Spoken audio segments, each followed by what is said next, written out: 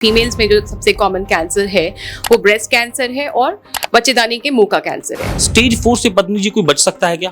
Patients आते हैं जो आने के पहले चेंबर में बैठ के सबसे पहले रोने लगते हैं कि आप मुझे बताइए मैं कितने दिन जी पाऊंगी। पहला सवाल यही होता है। पहला सवाल यही होता है कि हम कितने दिन, हमारे पास कितना टाइम है अभी। गांठ होता क्यों है, और स्पेसिफिकली महिलाओं के स्तन की बात की जाए तो वहां पे भी अगर गांठ हो जाए तो क्या इसका हिसाब किताब है, किसी को हो जाए तो क्या करना चाहिए? कैंसर लाइलाज नहीं है, इसका इलाज हो सकता है, पहला बात। दूसरा बात कि बिहार में एक ऐसा अस्पताल जहां अभी हम लोग खड़े हैं, एक ऐसा अस्पताल है जो इस बात का दावा कर रहा है कि आपका तबीयत, आपको कैंसर कितना भी हो जाए, आपको उसके अलावा कई बीमारी का यहाँ इलाज होता है, तो हम लोग यहाँ उसको ठीक करेंगे। उसके अलावा ये लोग ये भी क्लेम करते हैं कि हम लोग बहुत ज्यादा कोई पैसा चार्ज नहीं करते हैं। स्क्रीन पर आपको इनका पता, इनका फोन नंबर मिलेगा। कैंसर एक ऐसी बीमारी है जो क्रॉनिक डिजीज, आप जैसे मान लीजिए डायबिटीज है, हाइपरटेंशन है, ये कभी जाता नहीं है। तो कैंसर भी इस तरह से हमेशा फॉलोअप पे आना पड़ता है। एक बार कैंसर का ट्रीटमेंट करा लिया और घर में बैठ के ऐसा नहीं। सतर्क रहना पड़ेगा आपको। महिला को क्या उसके शरीर में ऐसा दिक्कत हो कि उसको कम से कम ध्यान आए कि अरे हमको अस्पताल जाना चाहिए। एक कैंसर का नाम सुनता है कोई भी आदमी, सबसे पहले बहुत हड़बड़ा जाता है। उसको लगता है कि जाएंगे अस्पताल में और अस्पताल वाला बोलेगा सुनो तुम पहले 25 लाख रुपया तो फिर हम कुछ सोचेंगे क्या होता है। ऐसा क्या सिस्टम है? गाँव में बहुत सारा लोग है जो क्लेम करता है कि मेरे पास एक जड़ी बूटी है, देंगे और कैंसर ठीक हो जाएगा। एज ए प्रोफेशनल आपका क्या राय है इस पे? बच्चेदानी से गंदा पानी जाना, बार बार मतलब जल्दी भूख लगना या पेट फूला लगना, भरा लगना, पेशाब जल्दी होना, पेट में भारी। सरकार वैक्सीन लाई है HPV वाला, उसको लेकर हम कई वीडियो देखे जहां लोग बोल रहा है कि नहीं खाओ, उसका कुछ साइड इफेक्ट होने वाला है, बांझ हो जाएंगी महिलाएं, बच्चा उनको नहीं होगा। इसका क्या है, क्या सच्चाई है इसके पीछे? कैंसर जैसे असाध्य रोग का नाम जब आप पहली बार सुनते हैं तब आपको इस बात की चिंता सताने लगती है कि यह आदमी अब बचेगा कि नहीं बचेगा। और उसके बाद गांव की तो स्थिति यह है कि अगर एक गांव में किसी को कैंसर डिटेक्ट हो जाए तो 2-4 गांव के लोग उनको देखने आते हैं और उनसे भेंट मुलाकात करने आते हैं कि आखिर इनसे मिल लेते हैं, पता नहीं कब ये इस दुनिया को छोड़कर चले जाएं। लेकिन मेडिकल साइंस अब इतनी तरक्की कर चुका है कि कैंसर का भी इलाज है। लेकिन बिहार में अभी भी इस बात को लेकर बहुत झिझक है। लोगों को पता ही नहीं है कि उनको कैंसर है, सिम्टम्स के बारे में जानकारी बिल्कुल नहीं है।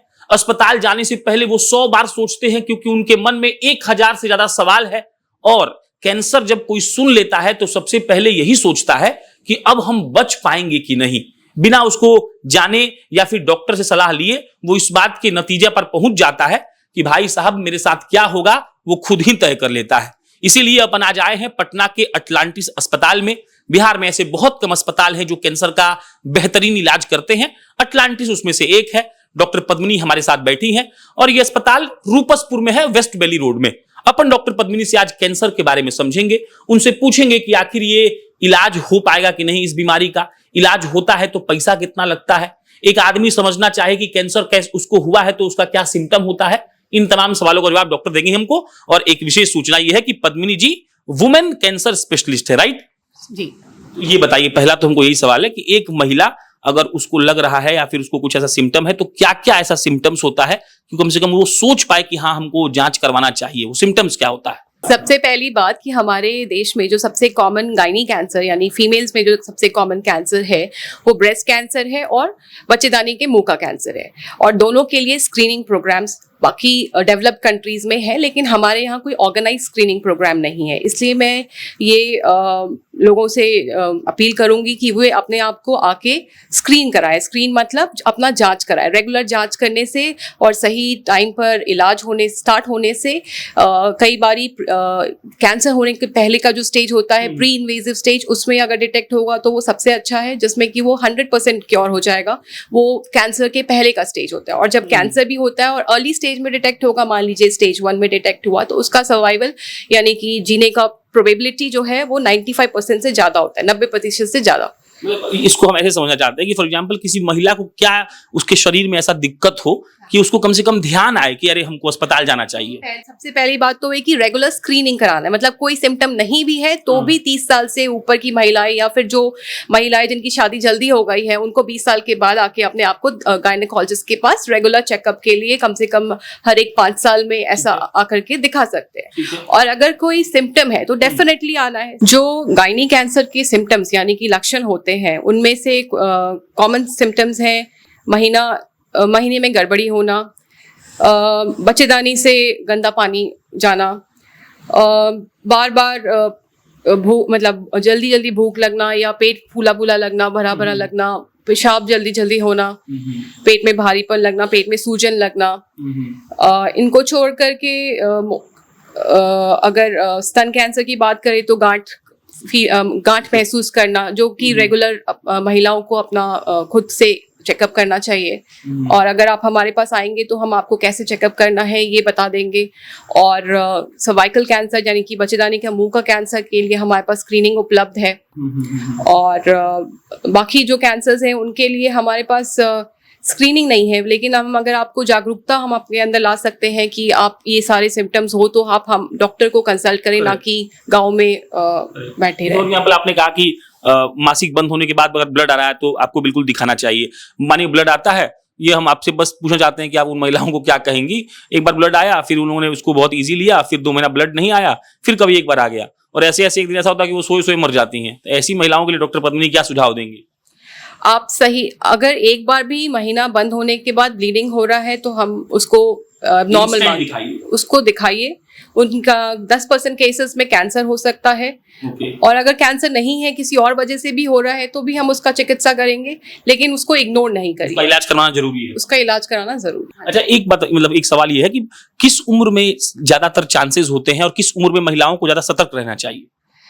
कैंसर यूजुअली एज के साथ, जितना एज होता है एज के साथ कैंसर का इंसिडेंस बढ़ता है, लेकिन जो हमारे देश का फीमेल्स में सबसे कॉमन कैंसर गायनेकोलॉजिकल कैंसर है, दैट इज सर्वाइकल कैंसर, जो बच्चेदानी के मुंह पे होता है, वो इन्फेक्शन से रिलेटेड होता है। तो ये 2 स्टेजेस में, मतलब 2 एज में प्रेजेंट करता है। एक होता है थोड़ा अर्ली एज और एक होता है महीना खत्म होने के बाद 60 प्लस, 60 साल से ऊपर, और एक होता है 25 से 40 साल तक की महिलाओं में। सबसे बड़ा दिक्कत ये है पद्मिनी जी कि बिहार की महिलाएं खासकर वो अस्पताल में नहीं जा पाती हैं, वो डॉक्टर को बता भी नहीं पाती है कि उनको क्या हो रहा है। और इसके अलावा अगर आप फीमेल एक्सपर्ट है तो सर्वाइकल कैंसर, जो बच्चेदानी कैंसर है, उसके अलावा पहले बताइए कौन कौन सा कैंसर होता है तो महिलाओं में कैंसर सारे ही हो सकते हैं, पर मतलब हमारा जो स्पेशलिटी है वो है सिर्फ गायनी का, फोकस्ड गायनी कैंसर्स, मतलब कि बच्चेदानी के मुंह का कैंसर, बच्चेदानी का कैंसर जो कि बच्चेदानी के झिल्ली में हो सकता है या बच्चेदानी के बॉडी में हो सकता है,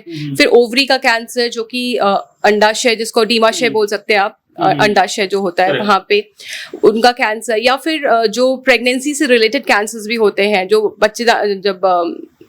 महिलाएं जब गर्भवती होती है उनके साथ भी कैंसर एसोसिएटेड होता है, जिसको हम जेस्टेशनल ट्रोफोब्लास्टिक नियोप्लेशिया कहते हैं। उनका कैंसर, इनका इलाज हम यहाँ पर करेंगे। अच्छा, एक कैंसर का नाम सुनता है कोई भी आदमी, सबसे पहले बहुत हड़बड़ा जाता है, उसको लगता है कि जाएंगे अस्पताल में और अस्पताल वाला बोलेगा सुनो तुम पहले 25 लाख रुपया, तो फिर हम कुछ सोचेंगे क्या होता है। ऐसा क्या सिस्टम है? क्योंकि पैसा को लेकर लोग बहुत ज्यादा परेशान रहते हैं और उनको पता ही नहीं है कि कैंसर का इलाज में कितना पैसा लगता है। वो समझते हैं कि इतना लग जाएगा, पूरा घर भर बेचना पड़ेगा, तब कुछ होगा कि नहीं होगा।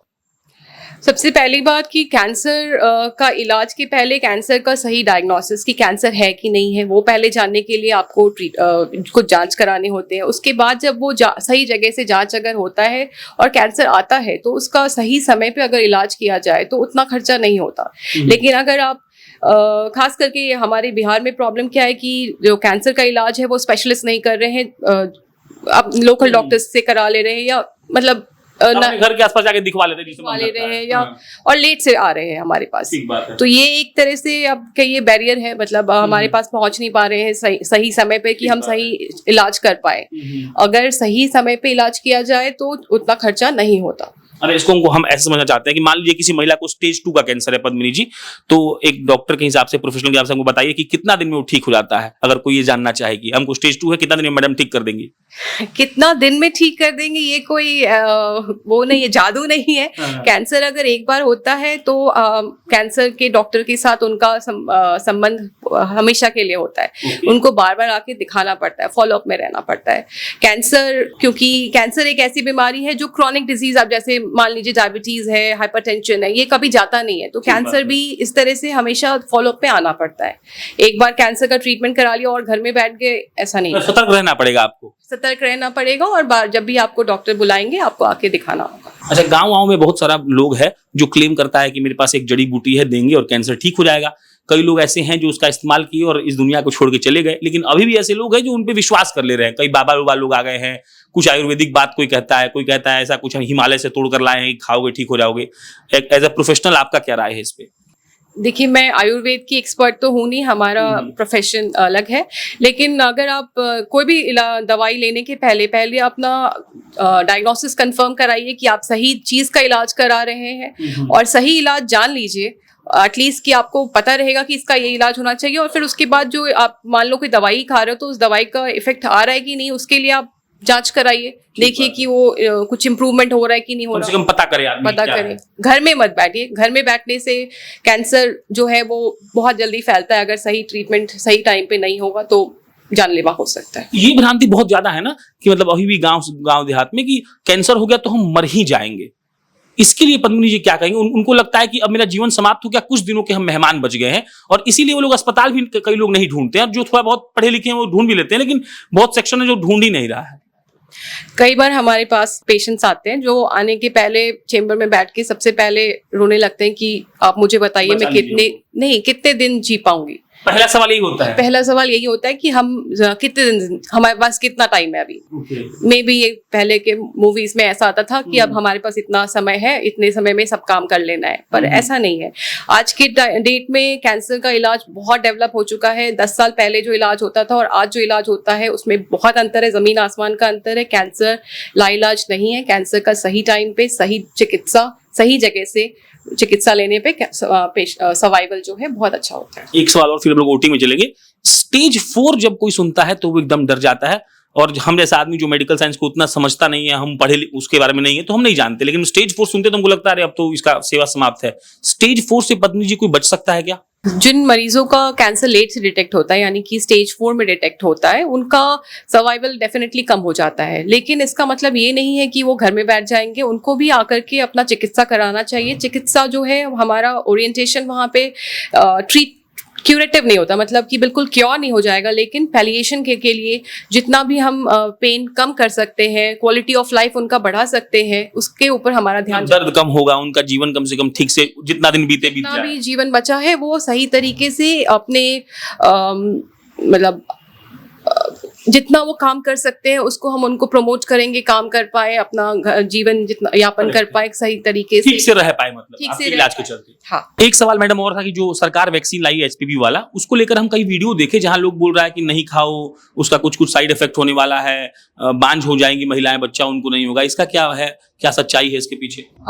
देखिए, ये वैक्सीन आज एक दिन में डेवलप नहीं हुआ है। इसके पहले भी जब हमारा सबसे पहले प्रोग्राम आया था वैक्सीनेशन का, जो हमारा इनफैक्ट एक बहुत बड़ा प्रोजेक्ट था ICAR का, वो सरकार ने बीच में बंद करा दिया था, लेकिन उसका भी फॉलो अप हम लोगों ने 10 साल तक किया और ये पता चला कि ये वैक्सीन बहुत ही इफेक्टिव होता है, 10 साल के बाद भी इफेक्टिव होता है और इससे कोई साइड इफेक्ट नहीं होता, कुछ भी नहीं होता अदर देन इंजेक्शन साइट पे थोड़ा दर्द हो सकता है। उसको छोड़ के ये वैक्सीन बिल्कुल ही सेफ है।